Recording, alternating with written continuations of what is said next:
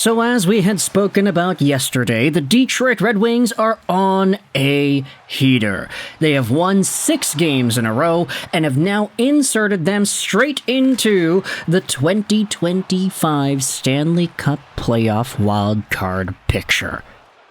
And the interesting thing is, if you look at some of the other teams that the Wings are battling it out with for those final spots, you can see that Columbus is right in there with the same amount of points in the same amount of games. You've got Tampa Bay, Boston, each in there as well. Tampa actually does have a higher points percentage than all of the teams in the wildcard race at the moment. Boston is in there, the Islanders, the Rangers, the Montreal Canadiens have fallen out, and that's what we're looking at for the wild card. However, if you go over to the Atlantic Division as a whole, and you look at the top 3 teams, let's disregard Florida and Toronto because they're kind of, a bit higher up there, but Ottawa, 1 point ahead of Detroit with 1 fewer game played too. So the Ottawa Senators are right there in a position where they are potentially vulnerable as well. I don't want to make it seem like the Sens are guaranteed to finishing 3rd in the Atlantic. Who knows? Tampa Bay could come out here and steal the show. But the reason we are making this video is because of some big news from around the NHL that indicate the opportunity that the Wings have been given. On this very nice and bright Monday, February 3rd, 2025, we have ourselves 3 even pieces of news regarding these teams and their situations. Because thinking about some of the other squads that Detroit is playing off against for the wild card and for the 3rd spot in the Atlantic, we have ourselves some updates with the injuries that we need to dive into. This show is brought to you by ExpressVPN. Go out there and check out the first link in the description if you want to save some money on your VPN, get some free months, and help this YouTube channel out in the process. I will say, part of the reason I am making this video is because, quite selfishly, I do have these guys on a bunch of my fantasy teams, and I am very devastated with the fact that they are now out. But this also is good for the Red Wings, as it was announced earlier today that Mathew Barzal of the New York Islanders will be sidelined indefinitely with a lower body injury. Meanwhile, you've got Scott Mayfield, who is day-to-day, with a lower body injury. And this piles on to the New York Islanders and their terrible luck as of late with the injury bug and their entire process as a team. Anthony Duclair is set to taking Mathew Barzal's spot on the first line with Anders Lee and Bo Horvat. And then on D, you have even more names that are being rotated around there. Look at this D-core in New York. You've got D'Angelo, Perunovich, and Boquist on the right side, Dennis Cholowski, Adam Pelech, and Alexander Romanov on the left side. This team is missing half a gosh darn D-core. No Scott Mayfield, no Ryan Pulock, no Mike Riley, no Noah Dobson. This team is so down bad when it comes to their injuries. Even 2 of their goalies are out. Semyon Varlamov and Marcus Hogberg are both out with injury. Right now, it's Ilya Sorokin and Jakub Skarek who are manning the crease in Ilestown.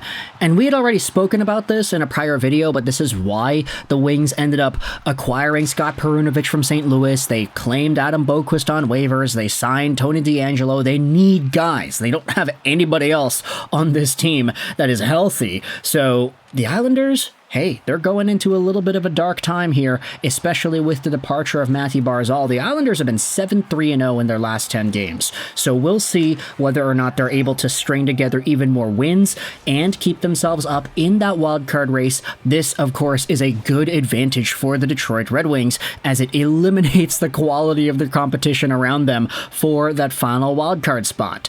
You also have yourselves a team in the Metro that is even closer to Detroit in this wildcard race in the Columbus Blue Jackets. Because earlier this morning, the Blue Jackets posted a roster update on Twitter. Forward Kirill Marchenko has been placed on the IR due to a broken jaw suffered last night and will be out indefinitely. He underwent surgery today to repair the injury. Now, Aaron Portzline did go out there and say this: "I've been told that Kirill Marchenko's surgery today in Dallas included the insertion of metal plates and screws to stabilize the broken bones. No return timeline has been offered by the Blue Jackets, but plates and screws could allow for a quicker return, as little as a month, than if his jaw was wired shut." And Kirill Marchenko is a guy whose name definitely does not ring the same as Mathew Barzal. Everybody knows Barzal. Oh, he won the Calder in 2017-18, and he was a really good player, superstar for New York, right? But Kirill Marchenko is really, really damn good too. The guy's an over point per game player, on pace for 85 points in 82 games played this year, and he got hit in the face with the puck while he was sitting on the bench yesterday. Of course, that's a terrible, terrible way to go out, but Kirill Marchenko ended up getting a really bad jaw injury, which will likely have him sidelined for maybe a month, who really knows? This is already a big blow to Columbus because of the departure of Sean Monahan. That guy's hurt too, so you've had Adam Fantilli filling in first-line duty, and to be fair, he's been pretty good. It's just now Adam Fantilli is going to have to be mostly with Voronkov and Johnson rather than Voronkov and Marchenko, because the Blue Jackets are losing out on yet another one of their top scorers. The Red Wings have all the more to gain here. And finally, if you want to talk about Atlantic teams, hey, let's head over onto TSN 1200 in Ottawa, because earlier this morning you had Travis Green go out there and speak out, saying that Josh Norris will be out of the lineup for a few weeks with an injury. This, of course, is a really brutal blow to the Ottawa Senators, because Norris has been a guy who has had his injury troubles in the past. He's riding a 2-game goal streak and a 2-game point streak wherein he's got 4 points in his last 2 games. The Sens have been winning games too, but now, guess what? They're going to be without Norris for multiple weeks, and that really does deliver a big blow to this Ottawa Senators squad. Ultimately, for the Red Wings, this is really good news for them. Obviously, you don't want to see guys get hurt. You don't want to see guys take a long time to recover. We wish the speediest and healthiest recoveries to Mathew Barzal, to Kirill Marchenko, and to Josh Norris. But for Todd McLellan and his folks, with Patty Kane coming back and everybody in good spirits with the fact that they've won 6 in a row here, there are teams around the Red Wings in the standings that have definitely taken hits, and the Wings have all the more to gain from these progressions here.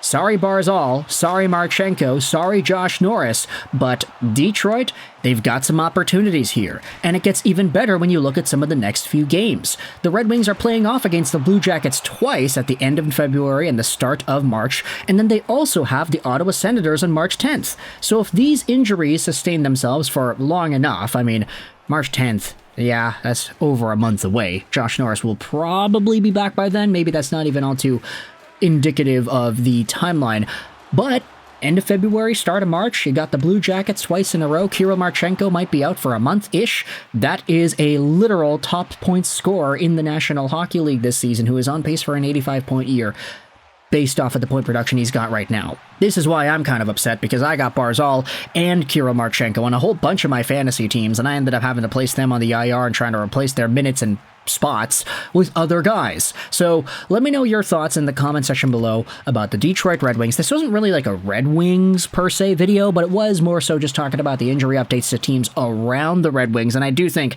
that is a really good opportunity for Todd McLellan and his squad. Let me know your thoughts in the comment section below about Marchenko, Barzal, and Josh Norris's injury updates. I hope you enjoyed this video. And bye.